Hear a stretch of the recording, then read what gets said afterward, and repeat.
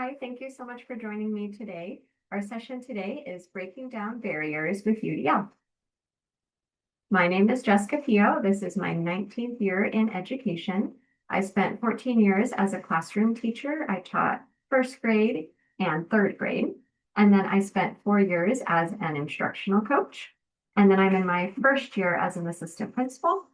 I have a master's in early childhood and I have a master's in educational leadership.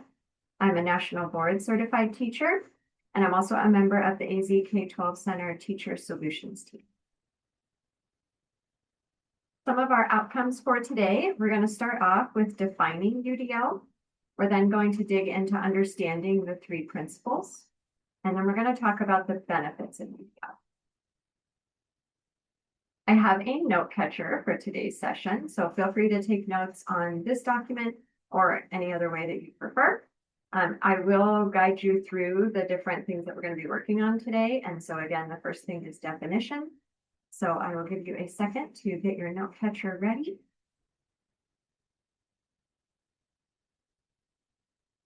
Our definition is universal design for learning is a framework that embraces differences, removes barriers,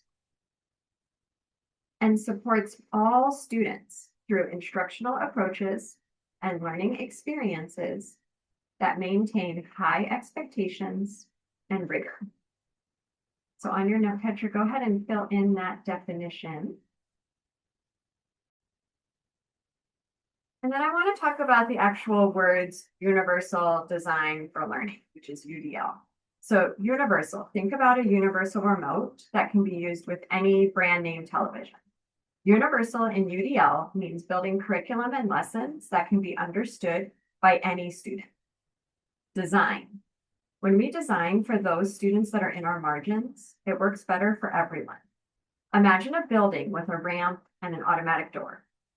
That building was designed for many customers, not just for a few. When we design lessons for students in the margins, they too will work better for everyone. Lessons with multiple entry points, multimodal lessons, and lessons that are flexible to meet students' needs. And then when we talk about learning, we're talking about effective instruction that's not limited by a one-size-fits-all approach. On the other hand, we know that learning happens differently and at different rates.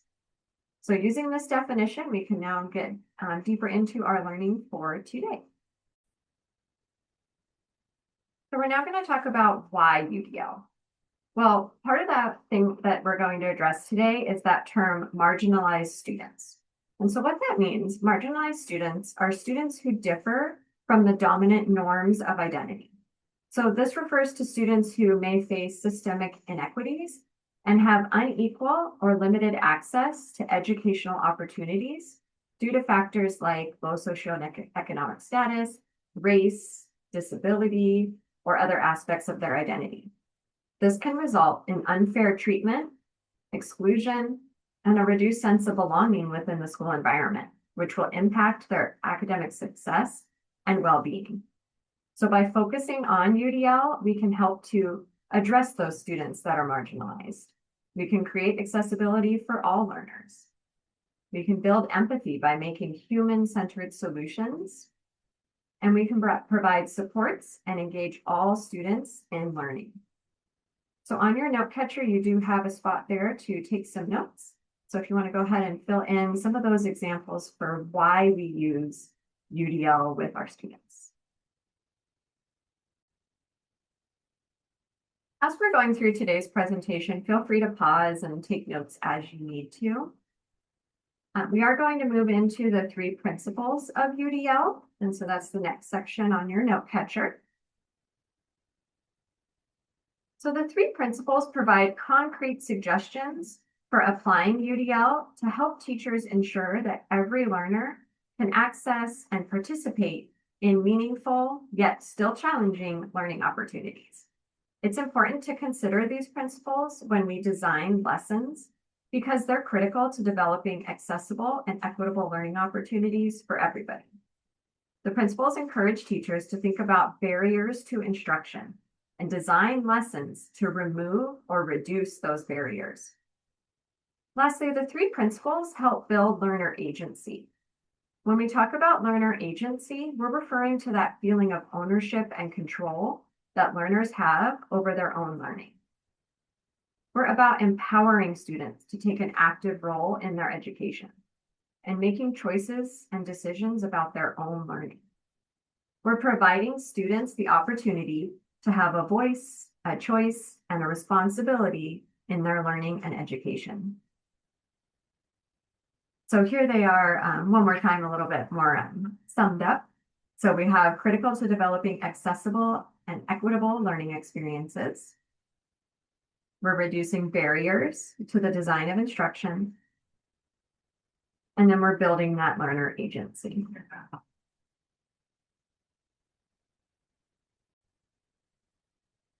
Okay, we're going to dig a little bit deeper into what exactly these three principles are. All right, so on the back of your note catcher, you'll see that it says provide multiple means of, and then it has three sections. So each of these principles starts with that same provide multiple means of. And so our first one is going to be engagement. Go ahead and find that box on your note catcher. So this first principle of engagement is talking about students being engaged in learning and how that's an essential part of the learning process. As we all know as teachers, there is not one way of engaging all students. Learners differ in what motivates them and interests them. Student preferences can vary. So that's why it's important that we provide multiple options for engagement during your lesson or your units. So some examples of providing multiple means of engagement. So the teacher may provide opportunities for choice in their learning. Teachers can discover students' interests and passions. Teachers can allow for peer interaction and collaboration.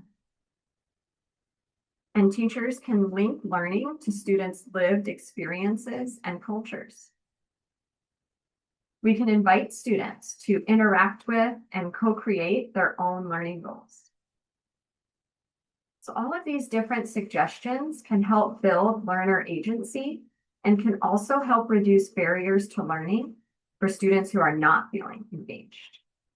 Go ahead and add a few of those ideas to your note catcher.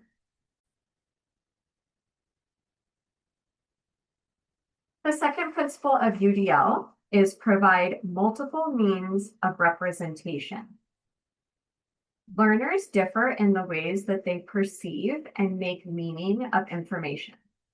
Learning occurs when multiple representations and perspectives are used because they support learners to make connections within and between concepts. Not every learner will make meaning in the same way, so it's important to provide multiple means of representing that material. So now we have some examples of how we can provide multiple means of representation in our classrooms. And this will help make content comprehensible. And one way we can do that is through adapted texts. We can use visuals. We can use videos. We can use gestures in our teaching. We can also teach the use of graphic organizers, such as Venn diagrams, webs, thinking maps, tables. All of these types of things can help scaffold learning by building background knowledge and helping learners make more meaning of the content as they're organizing their thinking. By accounting for multiple means of representation, we are developing accessible and equitable learning opportunities for every learner. So we've talked about multiple ways to engage students in their learning and multiple ways to represent the learning to students during your lesson. And so now we will move into the third principle. Our third principle of UDL is action and expression. And again, it starts with provide multiple means of. So not all learners interact with the learning environment or approach the learning process or express what they know in the same way. Students approach learning tasks differently, and students differ in how they prefer to communicate what they've learned. Depending on the context, their preferences can even change, and what they prefer in math may not be the same way that they prefer to communicate in ELA. So this is why it's important to always provide variety for students. Some examples of providing multiple means of action and expression are role playing. Students could create a song about what they've learned, or we could use physical movement in learning experiences. Teachers can also use technology to support language acquisition and content learning. So for example, they could give a choice for students. Do you want to create a podcast about your learning, or do you want to create a video? Other students may prefer to demonstrate their learning with typing instead of handwriting. And so again, you can see that each of the three principles for UDL start with provide multiple means of, and that's a reminder to us as educators that we need to design learning experiences that are varied and allow for student agency. And this will be one way to help us to reduce barriers to learning. This resource here is an ID barrier chart. And so how this resource works is you start up here at the top. And I want you to think about a student in your class. Picture a student who maybe you sometimes feel like you have to check in with a lot. And we're going to ask each of these questions and then answer yes or no, and then determine where on our ID barrier chart the student could be facing a barrier that we need to help remove or reduce for them. So the first question is, do the students care? Are they motivated to learn? If our answer is no, then that means the student is not engaged, and we need to provide another way to engage them. So for example, it says that we could provide options for recruiting their interest. So get to know your students, find out what their interests are, and then find a way to tie those interests into your learning. Another idea is to provide options for sustaining effort and persistence. And then provide options for self-regulation. So any of those three things is one way that you could address whether or not students are motivated. Now, if we go back and we answer this question and when we say, do the students care and are they motivated to learn? If our answer is yes, then we know that engagement is not a barrier for that student. So we need to go to the next question. Do the students understand the concept? If the answer is no, then that could mean that one of their barriers is a representation issue. So as a teacher, here's some ideas. We can provide options for perception, provide options for language, mathematical expression, and symbols, or provide options for comprehension. Now, again, if we answer that, yes, they understand the concept, then it's not a representation issue, and we would move to the next question. The next question says, is the student able to show their understanding in the teacher specified way? If the answer is no, then our problem here is an action and expression barrier. So we need to provide options possibly for physical action. We need to provide options for expression and communication, or maybe provide options for executive functioning. If our answer to all three questions is yes, then that means there are no barriers standing in the way, and the student should be able to be meeting their goal. Okay, so over here on the corner, it has the direction. So it says, when faced with students struggling to access content, use the decision-making flowchart to pinpoint UDL checkpoints that could be helpful places to focus on in your instructional design. So every time that you're sitting down to design a lesson, think of those kids in your mind who sometimes may struggle. And as you're planning your lesson, go through these steps. Are the students motivated? If you're thinking, I don't think they're going to be, then you need to start thinking, how can you tie some interest into it to get them more motivated to engage? Okay. If you think your student's going to struggle with the concept, then again, go back to the representation box and think about how can I help students represent their learning? And again, if they're just not understanding it the way the teacher specified and they can't express it that way, then you need to look at a different way for them to express their learning, which again was like the podcast, the video. Maybe they want to write a song about it. Okay. So this is the ID barrier chart. So in a classroom, what do barriers sound like? So I want you to think if you've ever heard some of these things come out of your students' mouths before. When will I ever need to know this? What does this mean? And they point at maybe a division sign. Can I get another pencil? If you're hearing these things in your classroom, that is like a cue to you that there's some sort of a barrier that's existing in your classroom. What could barriers look like? Maybe I have a student who won't raise their hand, and we know it's because they're afraid of being wrong. Maybe a student cannot apply learning from one area to another. Or maybe I have a student who's always losing their materials. They just cannot find their pencil. So this is some more cues to you as a teacher. If you're noticing these things happening in your classroom, then there are some possible barriers that you need to address. So how are we going to break down those barriers? If the issue is an engagement barrier, so this was like that question of when will I ever need to know this? What you can do is this chart is super helpful. So for example, if on the far left, it says, when will we ever use this? The student is showing that they cannot see the relevance of a concept. And so that's telling me that's a 7.2. So if I go down here to 7.2, it says that we need to optimize relevance, value, and authenticity in our lesson. Students, we need to learn their interests and then connect to them using our content. We need to connect concepts to real life so that they can see how it does apply. And so they won't ask, when will I ever need to know this? Because they can see in real life how they're going to need it. And maybe I need to use, when appropriate, maybe a pop culture. So I see a little video clip that I want to share with students that shows, hey, if you think that you want to be a chef someday, well, guess what? You need to know how to do fractions because there's a lot of fractions when you're trying to cook.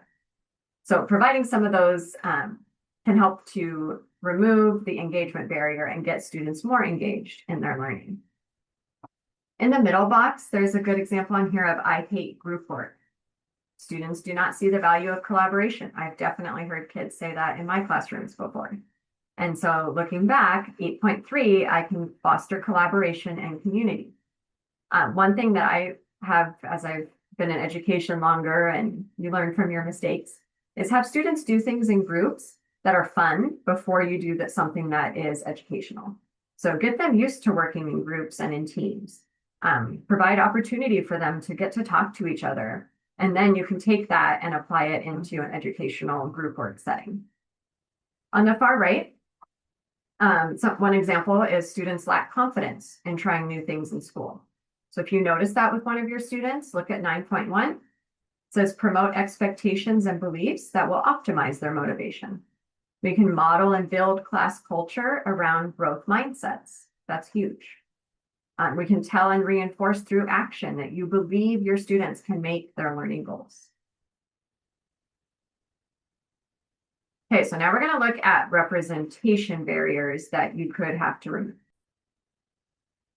So for this one, if you have students who are constantly asking for a text or pictures to be clarified, that's showing that they are not understanding how you are representing the material or the content to them.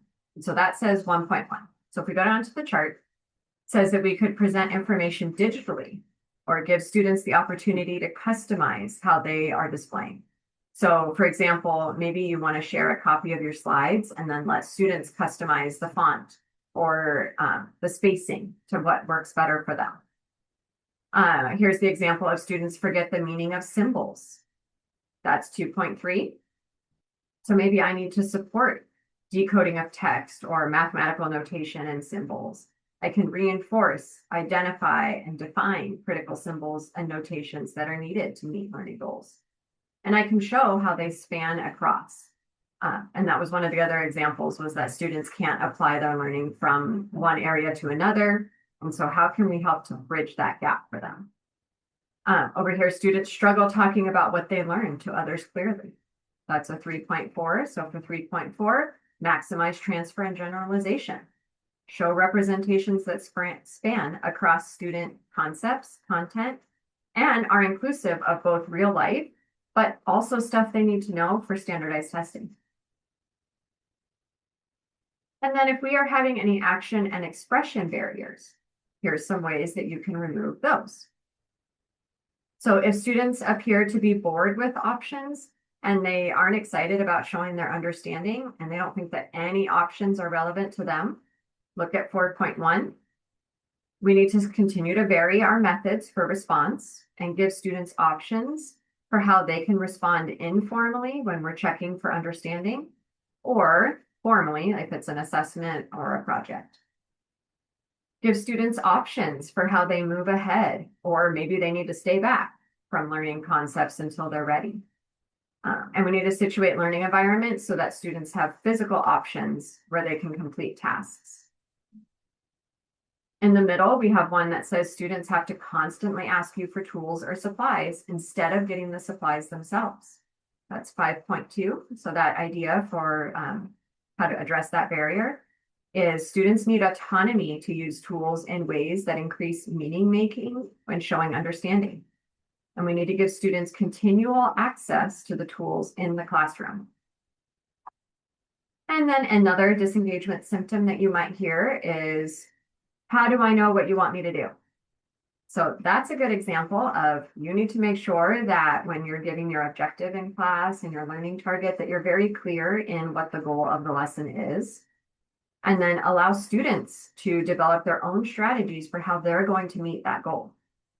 You can give them timelines for how long they have to work on their goal. And then maybe have strategies that'll be more efficient for them.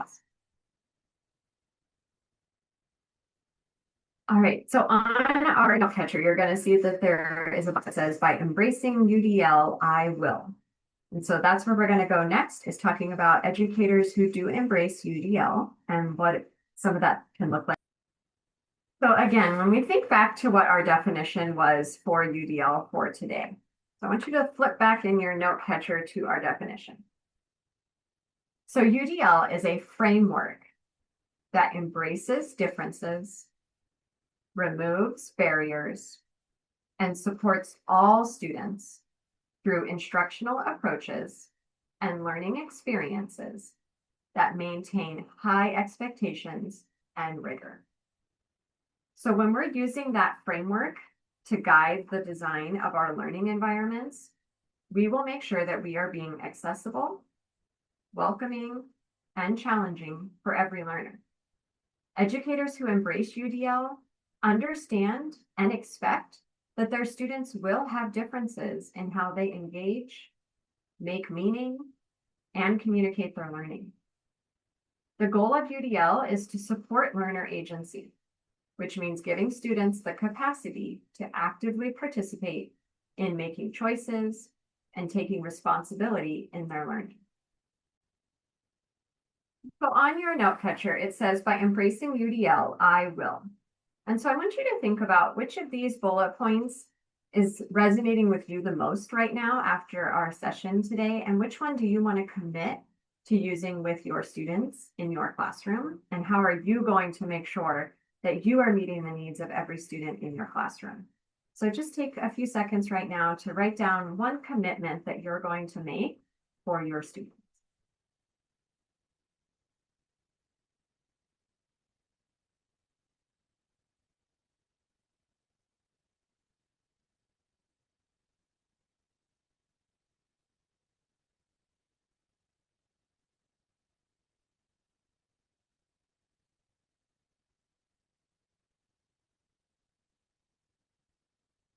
All right.